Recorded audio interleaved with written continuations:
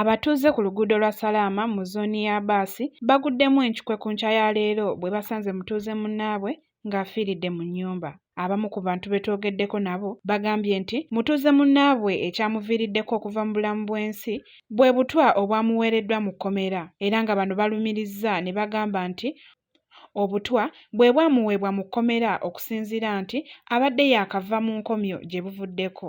Ate ye ssentebe w'ekitundu kino agamba nti ekyaviiriddeko omutuuze we okufa z'enkaayana z'ettaka erisangibwa ekiboga nga lye lyamuviiriddeko okwabika omutima. Kibuuka Daniel Emanya chairman wa zooni ya Baasi zone tufiiddwa mutuuze waffe bamuyita Mubiru David naye nga bambi ekimusse kusinziira ebiriwo ebimusi bya ttaka ettaka lyamusizza kubanga bagambye yabaluse omutima.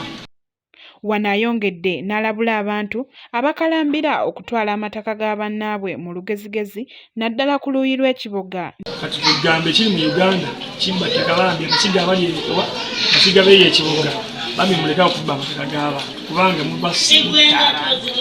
amu bakubisa masasi amu mugazibba bakubisa sikaani basindikira amajjani ate kiri siriasi oyinza obeera eyo n'oseeka naye kino kiri siriasi omusajja afudde nenga ttaka limusizza ettaka erirye limusizza. Abatuuze beebazizza poliisi y'Ekibuye eyawulidde amawulire gano n'etuukirawo bunnambiro era n'etwala n'omulambo. Nankinga Lydia ku lwa MRU TV.